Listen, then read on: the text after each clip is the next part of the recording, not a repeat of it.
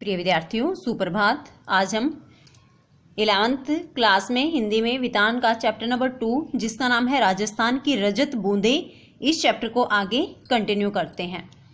Previous 2 video में हमने पढ़ा कि जो चिजारो है वह कुएं को खोदते समय किन किन समस्याओं का सामना करता है और कुएं बनाते समय किन किन सावधानियों को ध्यान में रखते हुए कुएं खोदता है। हमने पढ़ा था कि राजस्थान में जब कुएं का निर्माण किया जाता है तो किस स्थान पर उनको पानी मिल सकता है, इस चीज का भी उनको विशेष अनुभव है। और जहां खड़ियां पट्टी मिलती हैं वहां उनको अमृत जैसा पीने योग्य जल आसानी से मिल जाता है। तो प्यारे बच्चों, आगे चैप्टर कंटिन्यू करते हैं। धरती की संचित नमी इन दरारों से गर्मी पड़ते ही वाष्प बनकर वापस वातावरण में लौटने लगती है। यानी कि अगर खड़िया पट्टी नहीं है तो बारिश का पानी रेत में चला जाता है और जब गर्मी होती है तो वह वाष्प बनकर यानी कि भाप बनकर वापस वातावरण में मिल जाता है, क्योंकि उड़ जाता है, वो बादल बन जाते हैं फिर उससे। पर यह बिखरे रहने में ही संगठन है, लेकिन यहाँ जो रेत है अगर वह बिखरी रहे तो ही संगठन है, एक समूह माना जाता है। मरुभूमि में रेत के कण समान रूप से बिखरे रहते हैं और मरुस्थल में जो रेत है आपने देखी होगी, जो रेत है ना वो फैली रहती है, बिखरी रहती है। यह परस्पर लगाव नहीं, क्योंकि रेत के जो कण होते हैं वे आपस में मिलते नहीं हैं, इसलिए अलगाव भी नहीं होता। अलगाव जैसे कि प्रीवियस वीडियो में हमने पढ़ा था कि जैसे जो मिट्टी होती है, बारिश का पानी अगर आ जाता है तो मिट्टी चिपक जाती है और इससे क्या होता है, फिर वो अपना स्थान छोड़ देती है, दरारें पड़ जाती हैं फिर। लेकिन जहाँ लगाव नहीं है तो वहाँ अलगाव भी नहीं होता, क्योंकि जो रेत के कण है वो मिलते नहीं और अपना स्थान नहीं छोड़ते। पानी गिरने पर कण थोड़े भारी हो जाते हैं पर अपनी जगह नहीं छोड़ते। जैसे रेत होती है बेटे, बारिश का पानी अगर उन पर गिरता है तो थोड़ा सा भारी हो जाता है रेत, लेकिन अपना स्थान नहीं छोड़ते, वो अपनी जगह पड़े पड़े ही थोड़ा भारी हो जाते, क्योंकि बारिश का जल उनमें मिल जाता है। इसलिए मरुभूमि में धरती पर दरारें नहीं पड़ती। कभी भी राजस्थान में मरुस्थल पार्ट में कभी भी दरारें गिरी हुई नहीं दिखती। क्यों? क्योंकि रेत जो है वो अपना स्थान नहीं छोड़ता। भीतर समाया वर्षा का जल भीतर ही रहता है। जो बारिश का जल अंदर समा जाता है ना धरती में, वो अंदर ही रहता है।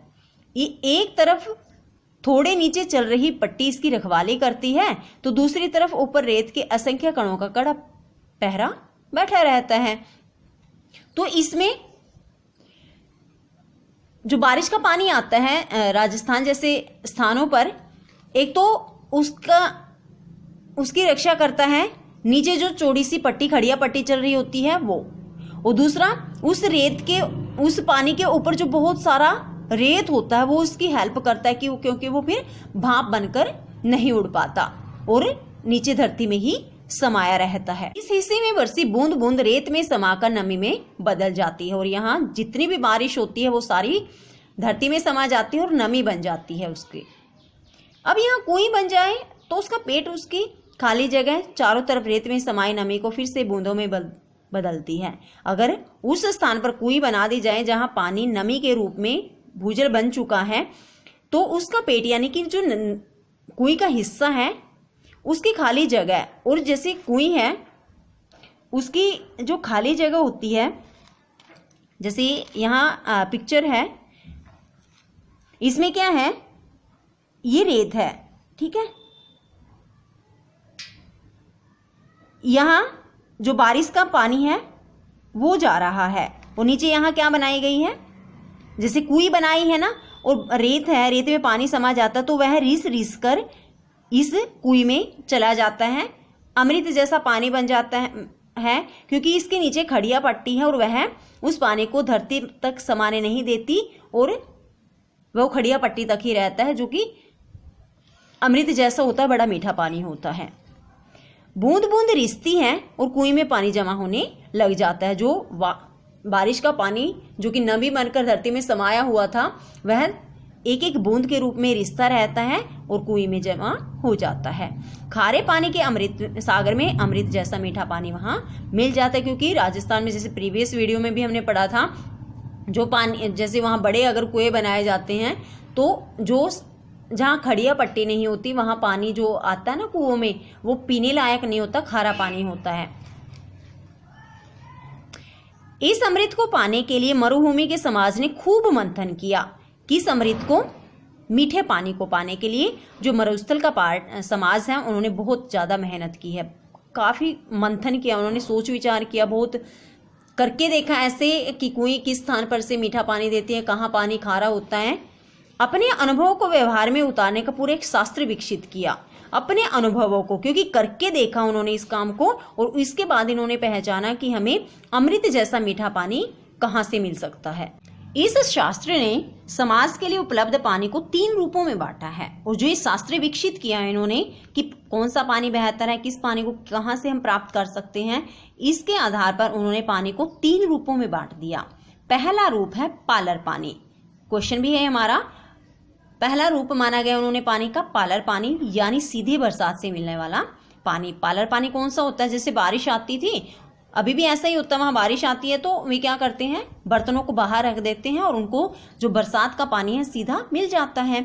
यह धरातल पर बहता है और इसे नदी तालाब आदि में रोका जाता है। दूसरा पार्ट यहाँ इन्होंने बताया कि जैसे वो तालाब वगैरह बना देते हैं, नदी का जो बारिश का पानी है जैसे नाली में से बहकर वो वहाँ इकट्ठा हो जाता है और वे बाद में इसको यूज कर लेते हैं। यहाँ आदि शब्द में भी बहुत कुछ छिपा है, जैसे यहाँ लिखा ना नदी तालाब आदि में,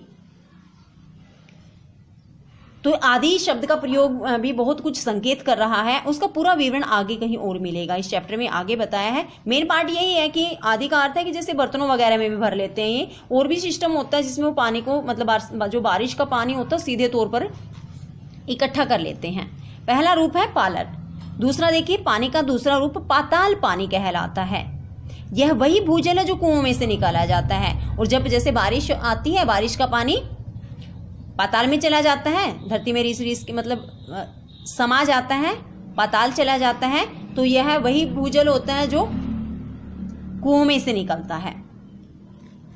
नेक्स्ट देखिए, पालर और पाताल पानी के बीच पानी का तीसरा रूप है रेजानी पानी। पहला रूप कौन सा था? पालर, दूसरा पाताल, तो तीसरा रूप कौन सा है? रेजानी पानी। धरातल से नीचे उतरा लेकिन पाताल में नहीं मिल पाया तो उस पानी को कहा जाता है रेजानी। प्यारे बच्चों देखो, पहला रूप था पालर, यानी कि जो बारिश से सीधा मिलता है, नदी तालाब आदि में रोक लेते हैं। दूसरा कौन सा है? जो धरती में समा जाता है, कुएं आदि से मिलता है। लेकिन जो तीसरा पार्ट इन्होंने बताया कि धरातल से तो नीचे उतर गया लेकिन पाताल में नहीं मिल पाया, उस पानी को कहा जाता है रेजानी पानी। वर्षा की मात्रा नापने में भी इंच या सेंटीमीटर नहीं बल्कि रेजा शब्द का उपयोग होता है। जैसे ये देखते हैं ना कि धरती में कहाँ तक बारिश का पानी समा चुका है, तो इसके माप को मापने के लिए इंच का यूज नहीं करते वो, बल्कि रेजा शब्द का यूज करते हैं। और रेजा क्या होता है? रेजा का माप धरातल पर हुई बारिश को नहीं, धरातल में समाई बारिश को नापता है। जो रेजा शब्द यहाँ यूज किया, ये कितनी बारिश हुई उसको नहीं मापता, जैसे हमारे यहाँ बताते हैं कि इतनी सेंटीमीटर बारिश हुई, बल्कि वो मापता है कितना पानी धरती में समाया है। मरुभूमि में पानी इतना गिरे कि 5 अंगुल भीतर समा जाए तो उस दिन की वर्षा का 5 अंगुल रेजो कहेंगे। तो पानी को कैसे मापते हैं? मान लीजिए बारिश हुई, वो रेत को खोद कर देखते हैं, अगर पानी 5 अंगुल अंदर चला जाए तो इसका अर्थ क्या है? उस दिन की बारिश कितनी ही 5 अंगुल रेजो, सेंटीमीटर में नहीं मापते, वो रेजो के अकॉर्डिंग मापते हैं, रेजा शब्द का यूज करते हैं वो इसके लिए। रेजानी पानी खड़िया पट्टी के कारण पाताल पानी से अलग बना रहता है। अब जैसे ये लाइन हमने पढ़ी थी कि धरातल से तो नीचे उतर जाता है लेकिन पाताल में नहीं पहुंच पाता। क्यों नहीं पहुंच पाता?